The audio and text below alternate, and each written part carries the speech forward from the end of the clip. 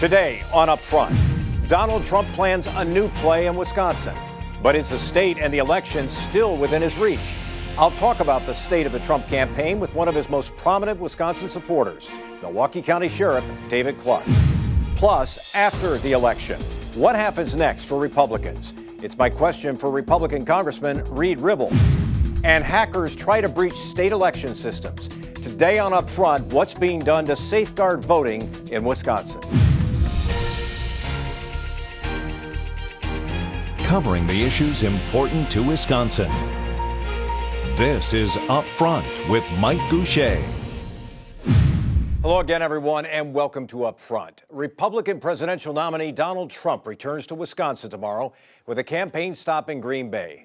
The visit follows a week's worth of claims made by women who said Trump groped them or made unwelcome sexual advances, charges Trump strongly denied. And it comes on the heels of that 2005 videotape of Trump making lewd remarks about women.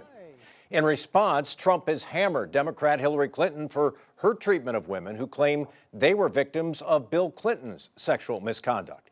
He also blasted the Clinton campaign for comments made in private emails that were made public by WikiLeaks. The latest Marquette University Law School poll released last week showed Trump trailing Democrat Hillary Clinton by 7 points. So, with just over 3 weeks to go until the election, we're asking, can Donald Trump still win Wisconsin? My guest is prominent Trump supporter, Milwaukee County Sheriff David Clarke. Sheriff, it's good to have you back on the program. Mike, it's my pleasure. So do you think Wisconsin, do you think the nation is still winnable for Donald Trump? Sure it is. You know, the polls are all over the map.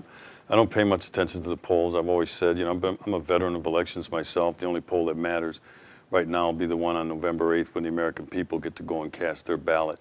Other than that, I don't know the methodology. So I'm not discounting it because they're saying that Trump's behind. It's even when the ones that were saying Trump was ahead. You know, a couple of weeks ago, he was ahead by 2 in Wisconsin. I still said, I'm not buying it. I'm not buying it. They just got to keep fighting. Do you think these claims involving women who say they had unwanted sexual advances made toward them, do you think these claims have damaged Trump in a permanent sort of way? Not permanent at all. As a matter of fact, it has rallied his base, including women who support Trump, came out swinging, came out with pitchforks and torches, to back their candidate. Look, this is the kind of stuff, this is standard operating procedure for the Democrats. They do this every election, every presidential election, try to trash the Republican nominee.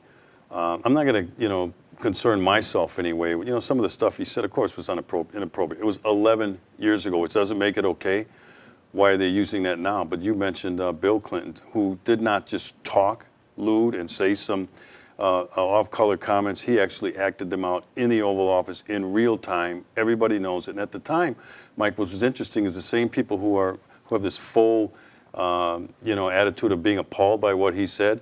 When Bill Clinton did it, they said, well, it's just about sex. Well, it's not really our business. Well, that's between him and her. Nothing to see her move along. But now all of a sudden, it's a big deal. But Bill Clinton was impeached. I mean, that did happen. Wasn't removed from office. And his wife now is the nominee to be the president of the United States, who played a role in that because she went to his defense. She trashed people like Juanita Broaddrick, like Kathleen Willey, and Monica Lewinsky, to defend that name and to defend, his presidency. So she played a role in it. And that's why I think for Donald to look at her and say, yeah, look at the pot calling the kettle black here. For you to bring this up is shameful, and it is because she played a role in defending her husband's sexual proclivities. You do a fair amount of tweeting. That's a social media device that you use from time to time. I want to quote something that you said in this past week. You said GOP leaders are still tone deaf. They do not care or are clueless about what the base wants. My question is, can you win the election just by having a fired up base? Don't you have to expand that electorate? The base, okay, but not the GOP politicians. They don't have much influence. The reason why we're at where we are today, when I say we, I'm talking conservative, I don't belong to the Republican Party, but it's because the GOP politicians, the establishment in Washington, D.C., who's the establishment, the big donors, the party elites, and the GOP politicians that run that party, they tuned out on the base, on the voters. 2 years ago, when we gave them the Senate, they said, give us the Senate and we'll start taking care of business, and they didn't do it. So that's why the base said, no, we've had it. We're not coming back again. This is our guy, and they're going to stick with him.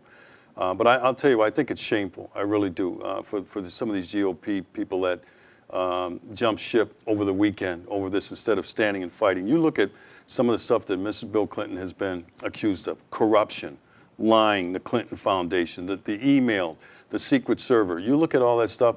Not one prominent Democrat politician ever abandoned her. I'm real big on loyalty. Once I give my word, and I did to Donald Trump, then you can count on me, and that's what's important in my world anyway. Do you think Speaker Ryan was wrong to disinvite Donald Trump to that event in Elkhorn? I don't know if it's a right or wrong situation. I say this: one team, one goal. Okay, and you got to fight for you. You don't have to agree with what he says. You don't have to, Speaker Ryan didn't have to come out and say anything positive about some of those comments that were made 11 years ago. Just say, hey, look, this is about the country. This is about runaway spending. This is about excessive regulation. This is about putting people back to work, jumpstarting this economy, protecting our borders. And you go into that message there to remind people. See, we're in such a lewd place right now with this campaign. It sickens the American people. There are a lot of people, maybe some that support Trump, but maybe some that support Clinton as well. They're going to bail us and just say, you know what, the hell with all of them. I got to ask you a quick question. You referred to her as Mrs. Bill Clinton. Hillary Clinton is Mrs. Bill Clinton, and you do that pretty consistently in tweets. Why not Secretary Clinton or Senator Clinton? Why do you call her Mrs. Bill Clinton? Well, that's who she is. Look, she has arrived at this point here because of the Clinton name, and she has protected that name, and trashing other women to do that, to save that presidency. She's the senator of New York, a former senator of New York, because of the Clinton name. She's the former Secretary of State because of the Clinton name. She has dragged Bill around on this campaign, so it's convenient for that, but then all of a sudden, for the other stuff, she wants to distance herself. She's not a self-made woman. All right, she's where she's at because of Bill Clinton. You mentioned loyalty is very important to you. Donald Trump featured you in one of his convention videos. Would you like to work, if Donald Trump were the president, would you like to work in a Trump administration? Well, look, I'd be honored to serve Donald Trump in his administration. That has never been talked about. That's not what this is about for me. This is about the direction of the country. This is about breaking up this Washington cartel with an outsider. And the country's first. What happens after that is fine if I'm asked. Of course, when the president asks you to serve, you serve. You think you could be useful in a role in a Trump administration? Oh, there's no doubt in my mind I could be. Yeah. Let me ask you a final question, as long as I got you here. So in the last week, Judge John Seifert, Milwaukee County Circuit Court judge, says, I don't think I'm going to run for re-election, but I think I'm 90% sure I'm going to run for Milwaukee County Sheriff because David Clark's spending too much time campaigning for Donald Trump and appearing on Fox News and not enough time attending to administrative duties. You have any reaction to that? Yeah, look, Seifert's a cartoon, okay?